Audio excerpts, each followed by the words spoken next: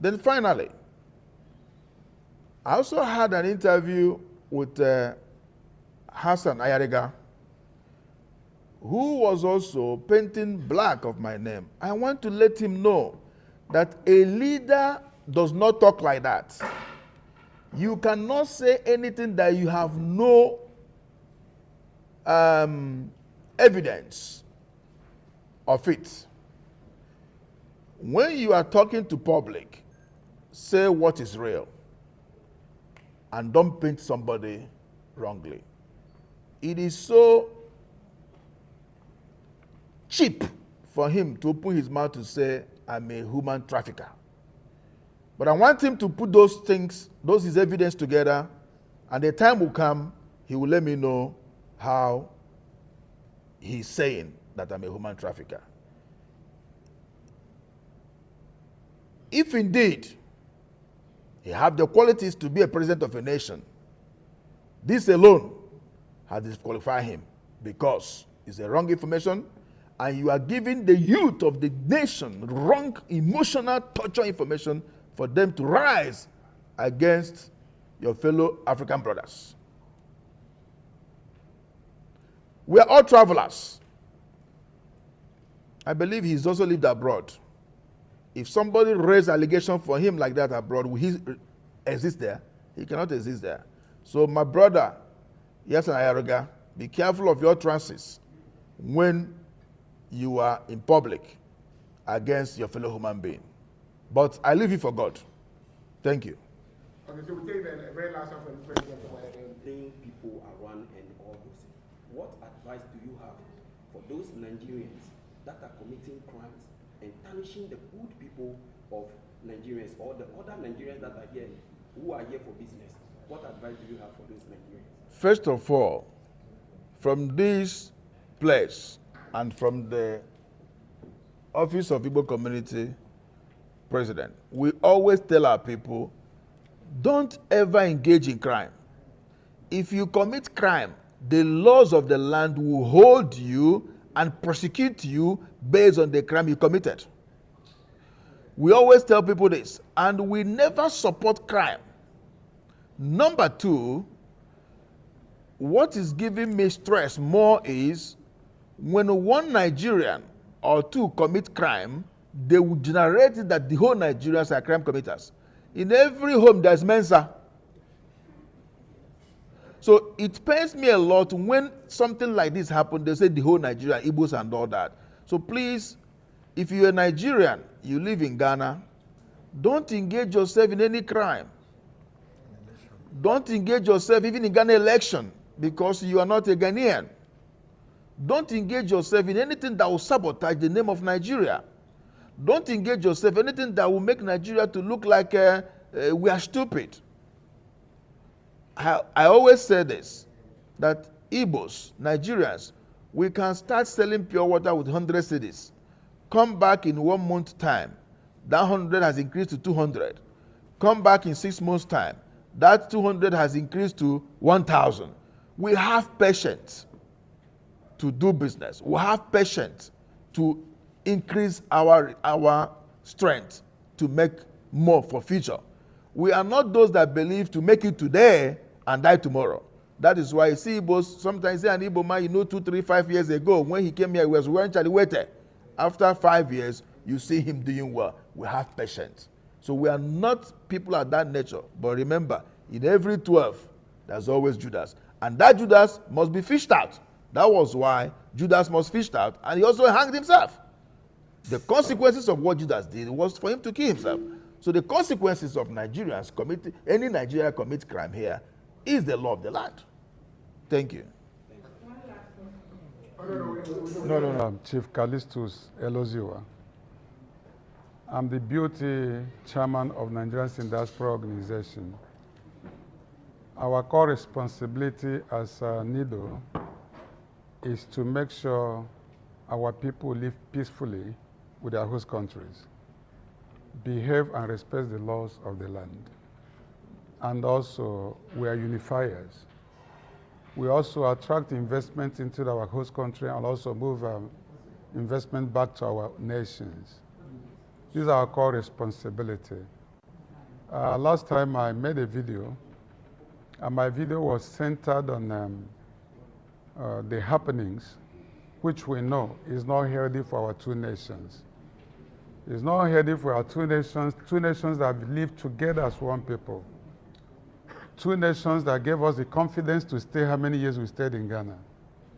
Two nations that gave us the confidence to establish our businesses here.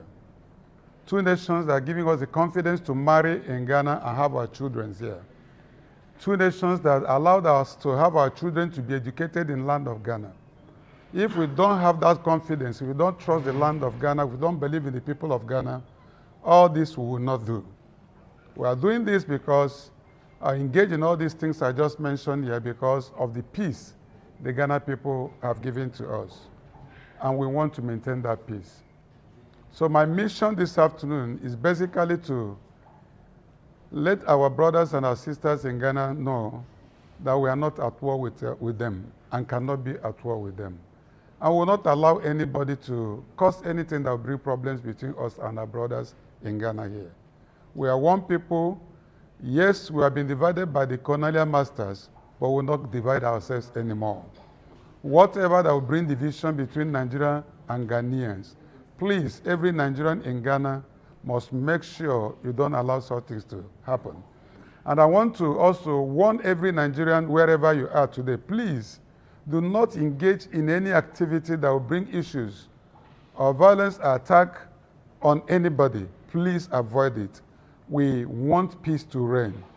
We want peace to reign. And I repeat, we want peace to reign. And I believe Ghanaians will see the truth. And when they see this truth, they are going to be the ones to fight for this truth. And the peace will prevail among us. Thank you. Thank you very much. The Greater Accra region by Igbo leader in Ghana, Eze Ohazurume, one of Igbo, to create an Igbo village.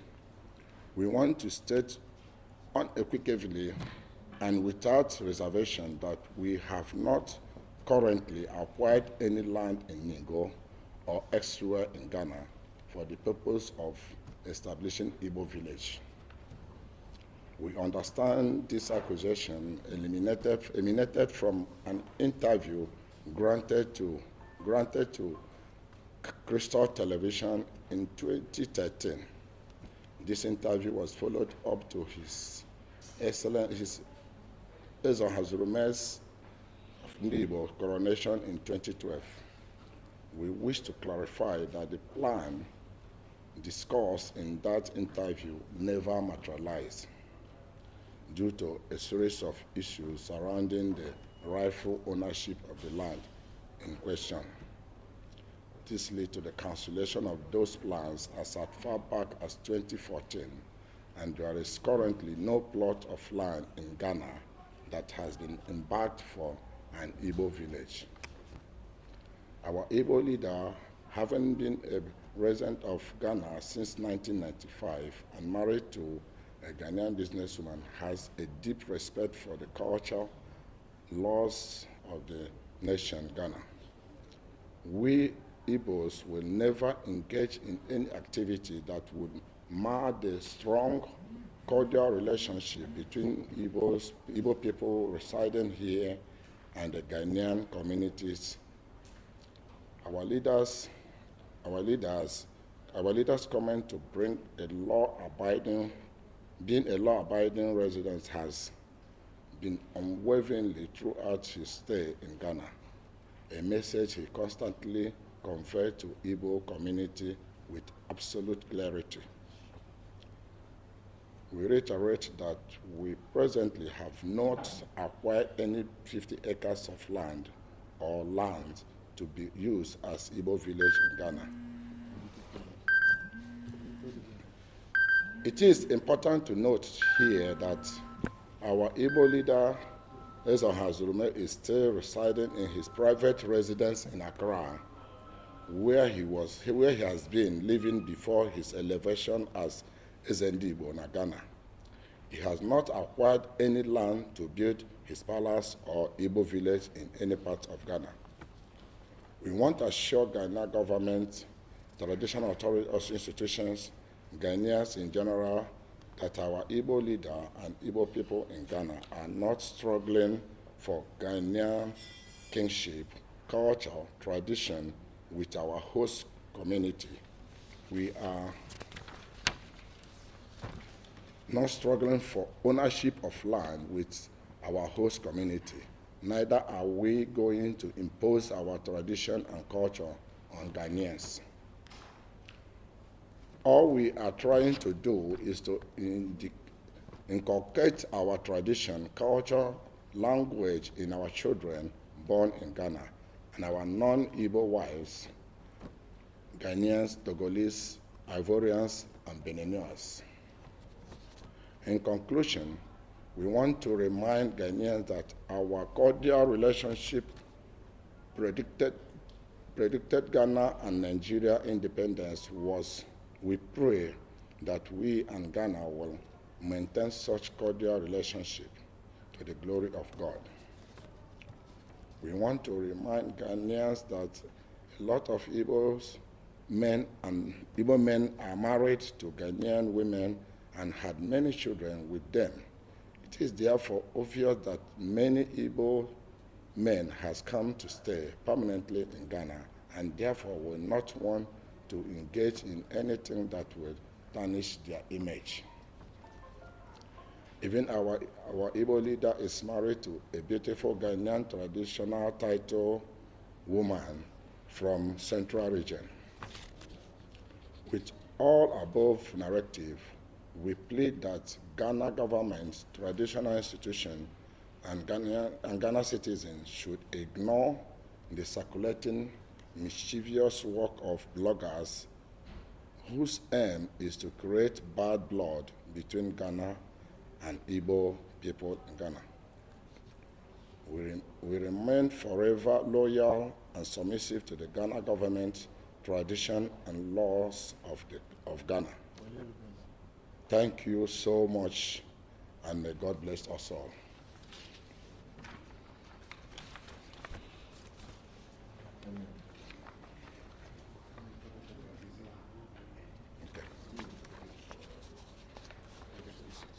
And I also want to explain certain issues, because we know that the Igbo community has a rebel group, and we believe strongly that they are the ones masterminding all these things. Why do I say that? Because when this Igbo the election was conducted in Igbo community, not everybody, at least the 3% people that did not vote and those that did not come, some people grouped together to withdraw their membership from Igbo community. These are the documents they present to Igbo community regards to their withdrawal from Igbo community. That was 4th April 2014. And since then, those people have been doing everything possible to seek to tarnish the image of whatever we are doing to promote the Igbo tradition and culture. Based on that, anytime we are about to have this festival, issues of this nature or anything thereabout will crop up since 2017. And at the same time, these same people has taken Igbo community or all Nigerian community to court, to circuit court. These are the documents. And the case is still pending there. The case is still pending there. We are still going back on the 24th of this month regards to all these issues. So we are not surprised that they can formulate this kind of information just to tarnish the image of what we are doing. So I have many documents here. I learned there is a press release I saw somewhere they made that Igbo chief or our Eze was not done by Igbo community. This is the certificate given to him when we did the election at Igbo community meeting. It was not done privately, it was done right inside the meeting place. When I was not the president of Igbo community as at then, it was one of our brother, High Chief Onyema Ndarako, who was the president of Igbo community by then. The election was conducted. Yes. So, and these are certificate of Igbo community. This certificate here dates back to 208. 208. This is the original copy of Igbo certificate, 208. And this one, this is one we are using, Igbo community Accra, Ghana. Before we came up, we write to Igbo community Ghana. This is the original certificate. Our brother that lost the election with our Eze, at a point he was also parading himself as Eze in Ghana here to some people, those who were supporting him. Within that period, the Ghana, this is Minister of Chieftaincy Affairs.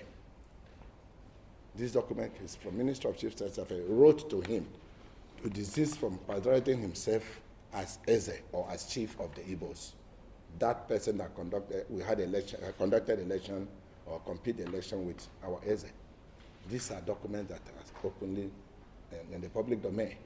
These documents were signed by Nedo Dusaki from recognition of Eze Chukwu Dujudihanetu. This is on behalf of the Ghana Traditional Council. I didn't, this date far back as 31st October 2013. It is not today's date. And these are the fake documents that our brother was giving to people he wanted to grant chiefs, which we stopped him from. These are documents that are in public domain. Okay. I believe, and what the book I have here is the Igbo Community Minutes book as far back as 208. This Igbo Community Minutes book as far back as 208. So whoever that is somewhere writing to the Igbo community, that is why we are even still at the court, circuit court, for the court to confirm all these things we are discussing here. So I want to thank you so that you help us to clarify all this message going around. I believe strongly that they are the people that has masterminded it to bring bad blood against what we normally do every September of the year. The New Yam Festival issue is an annual festival done by Igbos in every part of the world. It's not only in Ghana. Thank you very much.